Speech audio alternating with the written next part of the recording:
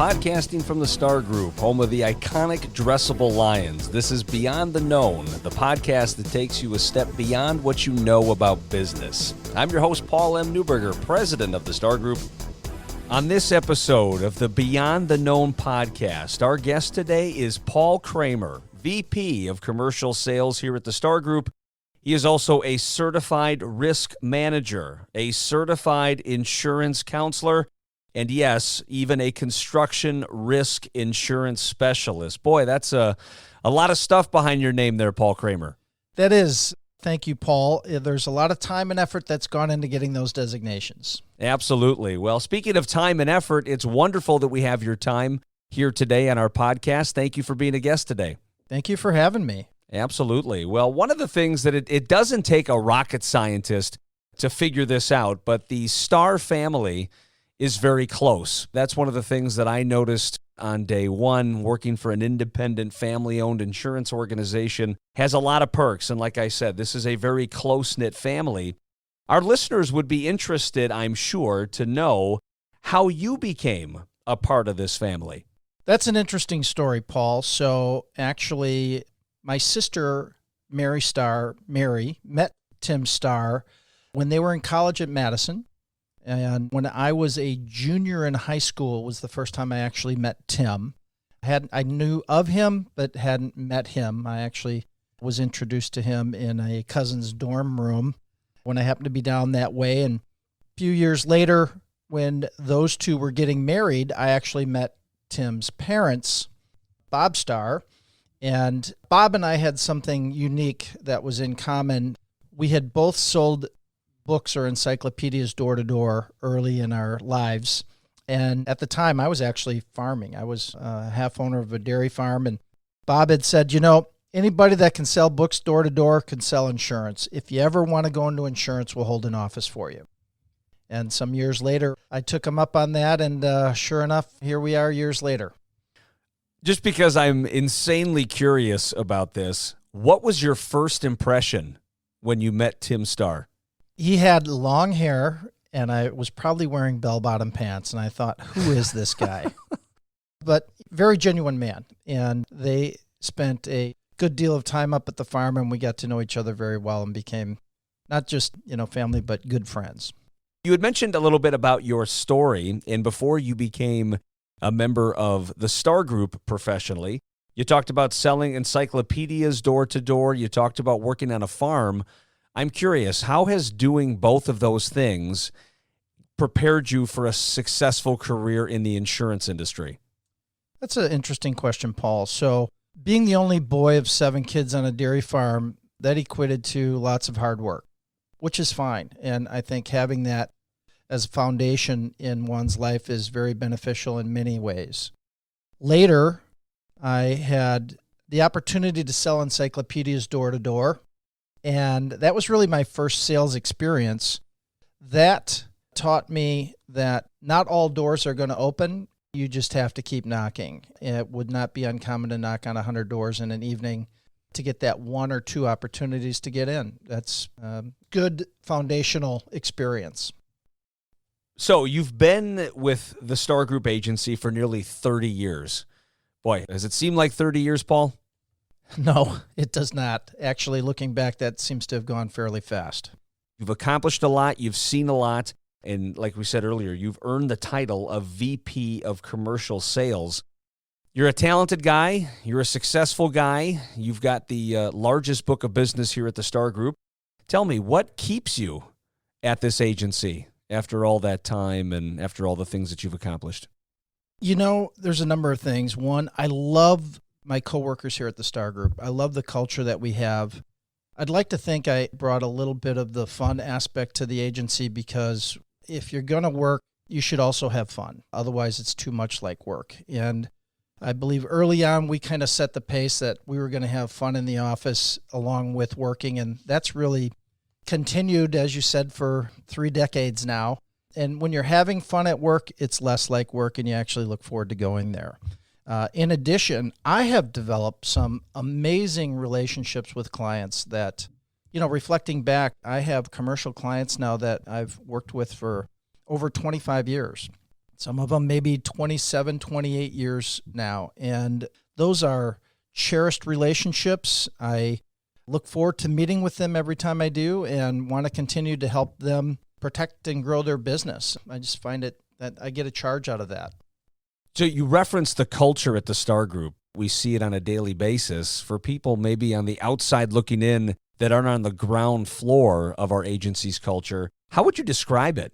I would describe it somewhat like family. There's genuine interest in others here. There's some amazing programs that have developed over the years here where the leadership here is genuinely concerned in the health and well-being of their coworkers, of their employees. They recognize that the staff here is the most important asset that the agency has, and they've invested significantly in that to give them the best opportunity at whatever it is they want to accomplish. So we have a very robust wellness program, and that's clearly looking out for the interests of their employees, and it has generated just amazing results.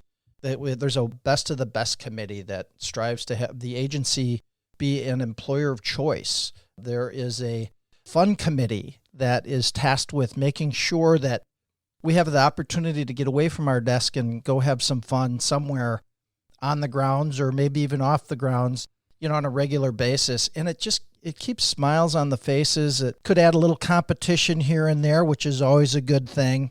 It just makes for a fun environment. It's not punching a clock and, traipsing through the day and watching the clock to see when you can leave. It really is a place to come where you have friends at work and everybody's working for a common goal.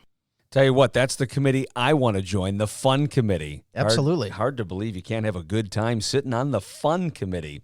Now, as we said earlier, Paul, you're in commercial insurance. How did you wind up in this specific field of insurance? So when I started, I've been a straight commission agent since day one, and I started out selling auto and home insurance. I had actually come over from Allstate, was there for about 9 months, and had that foundational understanding from them.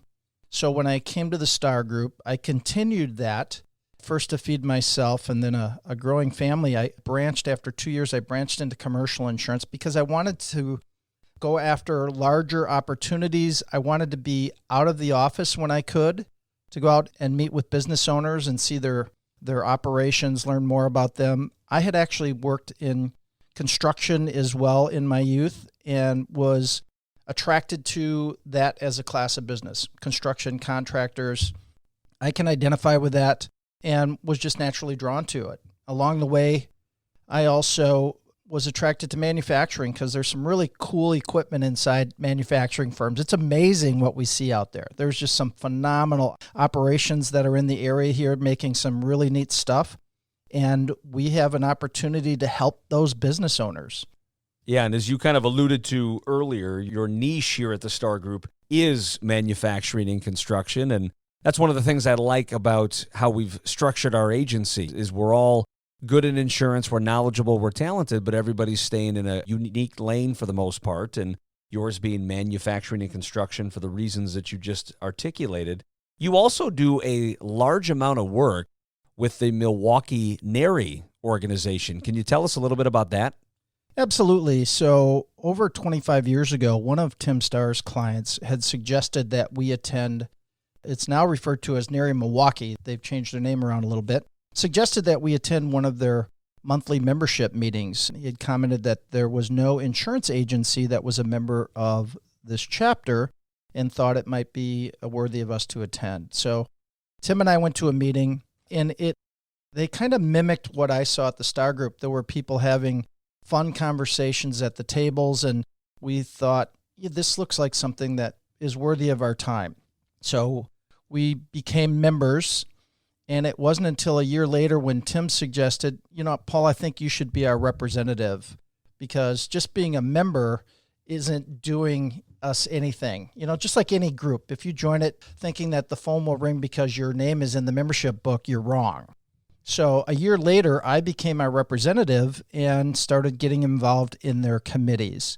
And it was that work that somewhat laid the foundation for our now 25 plus years of being an active member of their organization. I served on a number of committees, eventually getting on the board of directors, eventually becoming the president of the organization. And following that time, we actually developed an insurance program exclusively for NARI Milwaukee members that is now over 10 years running. It's been very successful. There's something like 120 plus member companies that are insured in the program. They receive discounted rates and expanded coverage. And the unique part about it is that the carrier donates anywhere from 1% to 2% of the written premium on a quarterly basis back to the NARI Milwaukee Foundation, which funds scholarships for the trades here in Southeast Wisconsin. To date, that donated amount is somewhat over $185,000. So we're very proud of that accomplishment and continue to look to grow that opportunity. That's a heck of a lot of money. That's a lot of lives to touch. That certainly is going a long way to furthering the mission of that arm of the NARI organization for sure. And that's something that we're very, very proud of here at the Starr Group. Real quick, because I know you've been involved in NARI for a while, per your conversation here just a minute ago, what is your favorite thing about the NARI organization, and why do you think some listeners here today that might be in the remodeling industry, why should they consider becoming a member of NARI? Great question, Paul. So the Milwaukee chapter is the largest in the country for NARI and has been for as long as I've been involved. They continue to be very well organized. They have solid structure. They offer many educational and networking opportunities for members of all degree of experience. So anyone that's in the Milwaukee market that's involved with residential remodeling should actually absolutely become a member of NARI Milwaukee. They will help them become a better business owner and become a better leader for their organization. They have monthly seminars to help improve their operation on any different level. You name it, they have a seminar in that regard. And these members, when they come to a meeting, especially board members, while technically they're all somewhat competitors, when they walk into that boardroom, they take their own company hat off and they wear the NARI hat and are there for the benefit of the organization. So it really is a great opportunity for growth, as well as they have two of the best home improvement shows in the United States, and they're well attended. I have many clients that attend these, and they generate a significant amount of their, year revenue from leads that are derived from those shows. So it's an excellent organization to be a part of. Yeah, well said. NARI Milwaukee has some outstanding leadership, and the organization is thriving because of that for sure. Two things we want to discuss today. One being risk reduction services, and two being the captives and the captive program. So let's start with risk reduction services here, Paulie, if you don't mind. Tell us a little bit about the risk reduction services at the Starr Group. What do we mean when we say that? So this started back in 1999. I remember it very clearly because Tim Starr had come into a sales meeting and said, hey, we're going to be working with an HR person for our clients. And I honestly didn't understand it at the time. I thought he was drinking Kool-Aid from something. It didn't make sense to me. And then I learned what this gentleman was actually able to do. So our very first risk reduction consultant is Jim Ritkers. Jim is an SPHR, Senior Professional in Human Resources. He is excellent at what he does. So as many companies, their HR department, that hat could be worn, especially in NARI. That hat is worn by someone that has other job function as well. And the HR hat does not earn them any revenue. So it's something they put on when they have to, but they usually don't really want to. Yet the HR responsibility has a significant amount of liability attached to it. So that's why this becomes a very important risk reduction service for the Starr Group. The HR exposure for companies is very significant. We help them by developing a very solid HR foundation for them, and then can be there for them to assist when things happen and they need direction. Jim has been truly a great partner, not only for myself, but for the Starr Group for over 20 years now, and I consider him to be one of the best out there. So we talk about the risk reduction services at the Starr Group. How does this program work for our customers? So we actually have at least 4 different risk reduction services. I'd mentioned HR. Then we also have safety and loss prevention. That gentleman is Ron Humphreys. Ron has 30 plus years experience with safety and loss prevention. Then we have a DOT compliance firm. DOT is Department of Transportation. Any firm that has CDL licensed drivers or a DOT number has compliance issues that are often neglected. In most companies, they're somewhat neglected. So this firm can come in and support them in that regard. And lastly, we have an executive coach, which is Joan Sparks, and she works with companies of any size at their level or comfort level to help guide them in a positive direction. So the way this works is based on the revenue that the account generates. Once they cross a certain dollar amount, they become eligible for X number of hours per year on our dime to actually support them from a risk reduction standpoint. Of course, the larger the revenue, the more annual hours they get, and then we actually give them an opportunity to earn more by placing both their commercial insurance and their group benefits with the Starr Group. In doing that, they are definitely incentivized with more risk reduction hours, which in turn helps them become a safer and more profitable organization. And that is truly one of the things that I've learned. There is risk in so many different areas. There's risk in leases or contracts that aren't written correctly. There's risk in a management team that is not harmonious, that is not clicking on all cylinders. There's risk in an employee handbook that's not following compliance or doesn't have proper wording. There is risk in so many different areas. Now that you've kind of walked us through this risk reduction service, can you give us an example of how a customer benefited to some degree from taking advantage of the risk reduction services that we offer? I have many, Paul. One in particular comes to mind. This was a large excavation company with a new controller that called us on a Friday and had been there for 6 weeks and discovered that they were going to have an OSHA inspection coming in that following Monday or Tuesday. And he knew that they were not prepared for it. So we tasked our HR expert, who also had a lengthy history with OSHA compliance, out there. He got out there on Friday, was there for most of the day, worked through the weekend to make sure that their programs were compliant with what the OSHA inspector would be asking for, and then was back there and sat through that inspection that following Monday or Tuesday. The end result was there was no findings by OSHA, which is amazing because if OSHA comes in, they're looking for something, and they didn't find anything. They were extremely pleased. We've had the very same experience with our DOT people. Another situation where this firm was notified that they had a DOT inspection coming on Friday. We dispatched our DOT compliance firm there on Tuesday. They worked with them that week and then attended that meeting on Friday and sat with them through the entire process. And again, walked out of there without any findings from the DOT. So these are very valuable resources. And those companies that understand the value of these and use them are the ones that are the furthest ahead, because they recognize that by reducing the risk and taking proactive steps, they're a much safer company on multiple levels. One word that keeps popping into my head as I listen to you talk is value. And that certainly seems like a tremendously valuable asset that the Starr Group can offer our clients.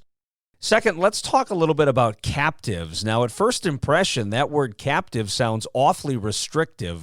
It strikes me that this is an interesting choice of words because, to my understanding, the word captive or the captive program, which we'll talk about, actually provides more freedom to businesses enrolled in a program like that. Certainly. So we had the opportunity to bring a client into a captive back in, I believe, 2009. Captive programs have been around for decades. I believe they date back to the 1950s. To be eligible for a captive today, typically a company would need a work comp spend of about $250,000 a year or more. typically the captives are focused on work comp as a requirement, and then you can add other lines as an option. Could be the liability, could be the auto line, but it does require the work comp to be in there. In a captive environment, you no longer have to follow the state filed rates. You actually become a member of this captive insurance company. And in doing that, there's the opportunity to perform much better and see greater results than you are in the standard market. So, for example, a company that's, again, say spending $250,000 a year on their work comp and is having maybe a 10% loss ratio. That means that their claims are maybe only $25,000 a year. So even though the insurance company gives them a dividend, at the end of the day, the insurance company is the one that's realizing the profit on that company. As a member of the captive, you actually share in the underwriting profit as well as the investment income on your funds that are in there. So, for example, we have one company, we moved into the captive in 2015. We've been tracking their premium savings since that first year. To date, they have saved over $1.1 million in work comp premium by becoming a member of this captive. And there is over 350,000 undistributed returns yet waiting to come their way, and they continue to flourish. In another opportunity, we brought a client, we took their work comp and their liability and placed it in this captive program 3 years ago. And at the time, I shared with them, I said, this could be the most powerful business decision you've ever made.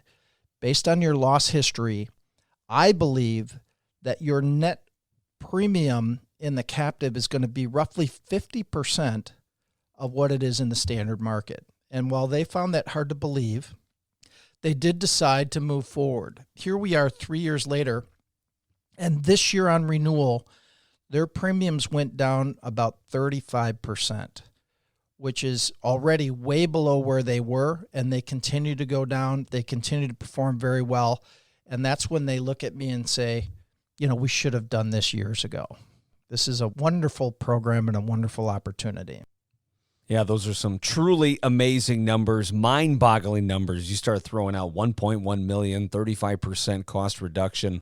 That's some serious savings. And for the right organization, that can really make the difference between a hugely profitable year and a year where they barely make it into the black.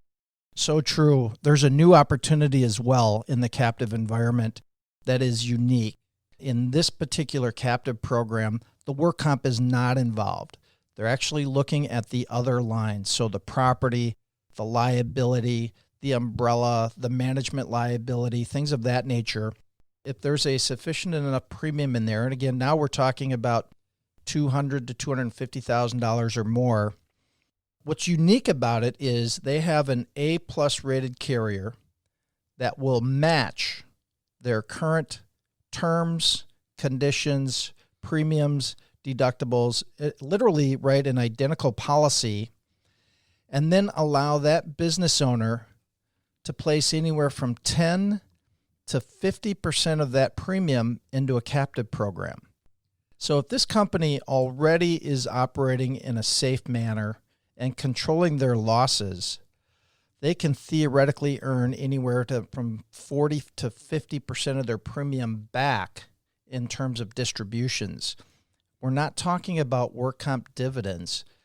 The work comp is not involved in this particular captive. So it's a very unique opportunity to actually get a distribution back on your liability or property premium. That's unheard of in the industry. This is a unique program. We're excited to roll it out.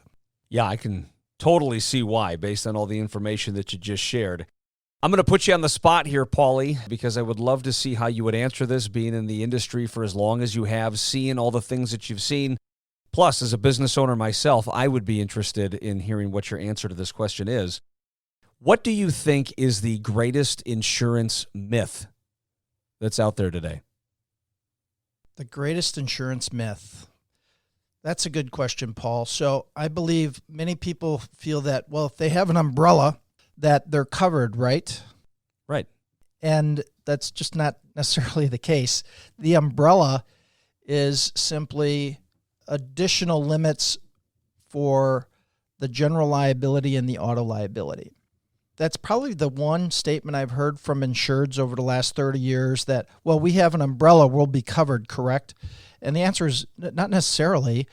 If there's a covered claim in the underlying limits of either the general liability or the auto, that umbrella is providing excess coverage over the top of that. That's how most umbrellas operate. There are a few instances where the umbrella will be broader than the underlying coverage, but that's not something to be relied upon.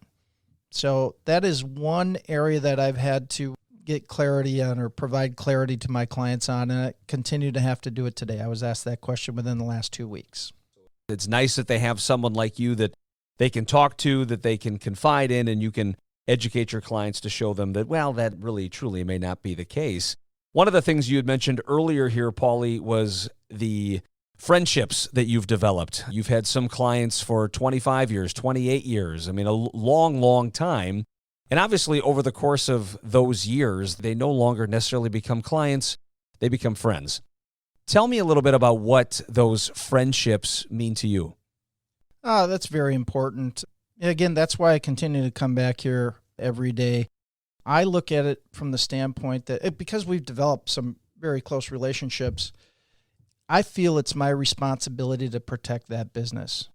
You know, over the years, we've seen some pretty significant claims that have happened to businesses, be it a fire, tragic auto accident, some sort of accident on a job site, what have you. And it's my responsibility to make sure that that business continues and in as uninterrupted a manner as possible. And I take that seriously. That's my responsibility. Now, I give them options and choices to make when it comes to coverage, but I will strongly recommend something I feel that they need. We had a situation a few years ago with a business that we had just taken over their program, and prior to their first renewal, they had over $1 million fire loss. And when I heard about the fire, I ran out there. I was there that morning. Had we not taken over that insurance program, they didn't even have that much coverage on the building, and yet they suffered that much in damage. We had corrected that program. They did not have one hiccup with that claim and were very pleased with their decision to have become a client of the Starr Group. So we know they were pleased with that decision. How did that situation make you feel? Very good. We knew heading out there that there would be no issues with the coverage that was in place. Actually, the number one most litigated reason insurance agents are sued is for improper building limits, improper property coverage limits. And I knew that that wouldn't be the issue with this claim because we had went through that in some detail and made sure that was lined up properly. So felt good to know that we're doing, what we say we're doing. And it's evidenced by a claim of that size not having any issues. Feels pretty good to go home at the end of the day knowing that we did what we said we were going to do and that client was taken care of. A very rewarding day at the office, to say the least. So let's say a business owner was listening to this. You educated them, you informed them, you inspired them, and to some degree you got them going, hey, maybe I should have my policies looked at. Hey, maybe I should take advantage of these risk reduction services. If somebody wants to get in touch with you, Paulie, what's the best way to do that? They can call our office. The office number is 414-421-3800. My email address is pkraemer, that's Kraemer, pkraemer at starrgroup.com with 2 R's in Starr. Paul, on a personal note, it's a blessing to get to serve alongside you every day. I've learned a lot from you professionally. I've enjoyed the pleasure of your company personally, and I really do thank you for all the great work that you do on behalf of our clients every day. Thank you, Paul, and we're pleased to have you on board as well. Well, thank you. I appreciate that. That's been another edition of our Beyond the Known podcast right here at the Starr Group, and we thank you for listening. Thanks for listening to Beyond the Known with Paul M. Neuberger. If you like our show and want to know more, check us out at starrgroup.com. That's starrgroup.com/podcast. We're also available on Apple Podcast or wherever you listen to podcasts.